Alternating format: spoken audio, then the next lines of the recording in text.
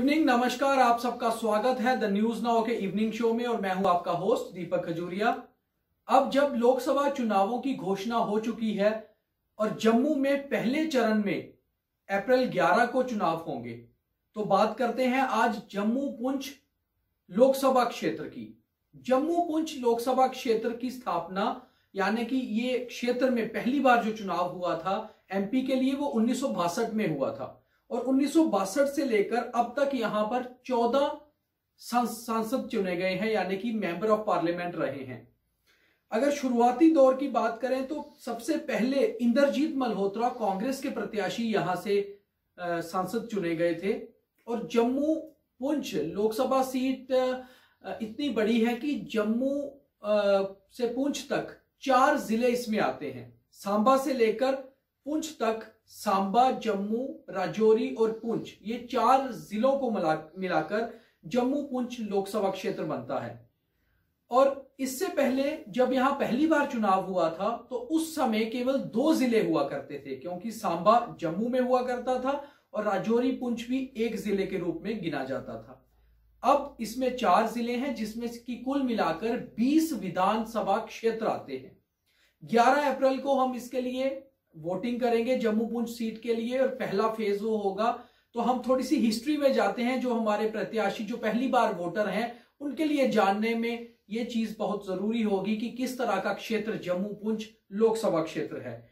यहां से अभी तक 14 एमपी चुनकर आए हैं, जिनमें से सबसे अधिक कांग्रेस के एमपी यहां पर रहे हैं। इंद्रजीत मल्होत्रा पहले एमपी थे और इंद्रजीत मल्होत्रा 3 बार लगातार चुनकर जम्मू पुंछ लोकसभा सीट से आए थे। उसके बाद जनकराज गुप्ता कांग्रेस के ऐसे एमपी थे जो 2 बार सांसद रहे इसी सीट से। बीजेपी के वैद विष्णु दत्त भी 2 बार यहां से सांसद चुने गए, जबकि उसके बाद कांग्रेस के मदन लाल शर्मा भी 2 बार जम्मू पुंछ से सांसद रहे।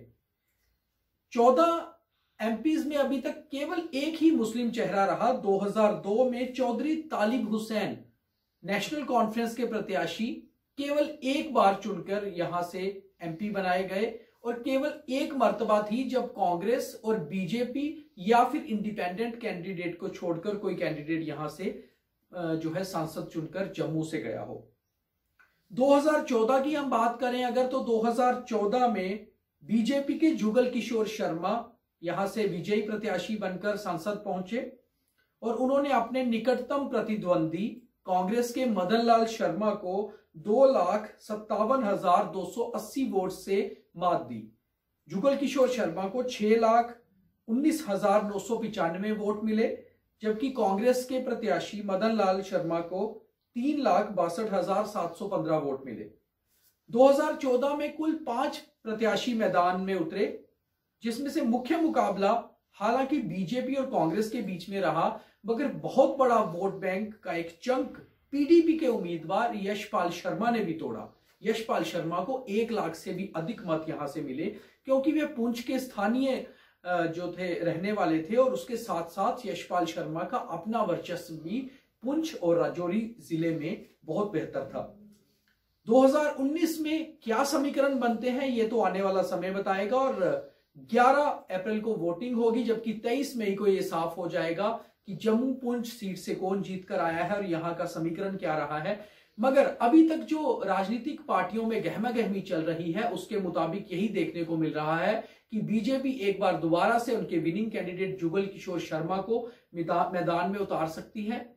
हालांकि अगर नामों की बात करें तो बीजेपी के प्रदेश अध्यक्ष रविंदर रैना भी नौशहरा से आते हैं जो इसी सीट से हैं और उन्हें भी मैदान में उतारा जा सकता है, जबकि बीजेपी के एक और पूर्व मंत्री और पूर्व विधायक सतपाल शर्मा जो कि पूर्व में प्रदेश अध्यक्ष भी रह चुके हैं, उनका नाम भी दौड़ में शामिल है। कांग्रेस की बात करें तो कांग्रेस अपने पूर्व सांसद मदन लाल शर्मा को भी वापस मौका दे सकती है, जबकि मदन लाल शर्मा के ही छोटे भाई और पूर्व कैबिनेट मंत्री श्यामलाल शर्मा को भी मैदान में उतारा जा सकता है। कारण यह है कि श्यामलाल शर्मा अखनूर से लेकर राजौरी तक खासे पॉपुलर नेता है और सबसे बड़ी बात यही है कि बीजेपी भी ब्राह्मण कैंडिडेट को वोट दे रही है, चांस दे रही है दोबारा से, और कांग्रेस की भी कोशिश होगी कि वह बीजेपी के ब्राह्मण चेहरे के सामने अपना ब्राह्मण चेहरा उतारे, क्योंकि जातिवाद का समीकरण जम्मू पुंछ सीट पे भी खासा रहा है। अगर हम थोड़ी हिस्ट्री में जाएं तो ये काफी महत्व रहता है यहां पर इस तरह के जो है जातिवाद का। हालांकि आज का वोटर जो है वो इसमें ज्यादा यकीन नहीं करता, पार्टीज के मैनिफेस्टो में और पार्टीज पे यकीन होता है, मगर कहीं ना कहीं पार्टियां आज भी जातिवाद से कई बार खेलती नजर आती हैं। वहीं अगर नेशनल कॉन्फ्रेंस और कांग्रेस में गठबंधन हो जाता है चुनावों से पूर्व, तो कांग्रेस के प्रत्याशी को नेशनल कॉन्फ्रेंस सपोर्ट कर सकता है, नहीं तो कांग्रेस के कैंडिडेट के विरोध में नेशनल कॉन्फ्रेंस भी अपना जम्मू से कैंडिडेट उतार सकती है, जिसके अभी चांस कम ही लग रहे हैं। और कांग्रेस की कल जम्मू में होने वाली बैठक में यह साफ हो जाएगा कि क्या नेशनल कॉन्फ्रेंस और कांग्रेस मिलकर जम्मू कश्मीर से चुनाव लड़ रही हैं या फिर अलग अलग। पीडीपी की बात करें तो पीडीपी ने पूर्व मंत्री और जम्मू में उनका बहुत स्ट्रॉन्ग चेहरा चौधरी जुल्फिकार को जम्मू पुंछ सीट से मौका देने का फैसला कर लिया है। और चौधरी जुल्फिकार से लाभ यह रहेगा पीडीपी को कि वह पुंछ और राजौरी में खासे पॉपुलर हैं, गुज्जर बिरादरी से आते हैं और उनका अपना वर्चस्व और पार्टी का वोट मिलाकर वो एक बड़ा बीजेपी और कांग्रेस के वोट चंक को तोड़ सकते हैं। वहीं पैंथर्स पार्टी भी अपना कोई कैंडिडेट मैदान में उतार रही है और चांस है कि शायद हर्षदेव सिंह जो पार्टी के चेयरमैन हैं वह खुद मैदान में उतरे और शायद वह कांग्रेस और बीजेपी का मुकाबला करे। मगर पैंथर्स पार्टी का उतना वर्चस्व जम्मू पुंछ सीट पर नहीं है जितना उनका डोडा उधमपुर सीट पे है, इसलिए जम्मू से ज्यादा खासी उम्मीद नहीं है। इसके अलावा कुछ इंडिपेंडेंट उम्मीदवार भी हो सकते हैं, मगर अब देखना बहुत अहम होगा कि जब 18 मार्च को नोटिफिकेशन निकलती है तो उसके बाद कौन कौन सी पार्टियां किस किस के नाम की घोषणा करती हैं।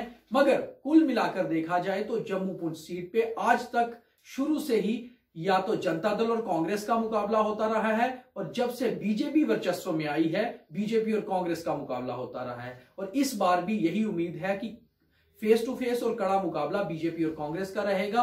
अब कौन बाजी मार जाएगा ये तो 23 मई को ही साफ होगा। तो ये आज जो हमने आपको समीकरण बताए ये जम्मू पुंछ लोकसभा सीट के थे। अगले एपिसोड में किसी और लोकसभा सीट की बात करेंगे, तब तक के लिए लगातार बने रहिए द न्यूज़।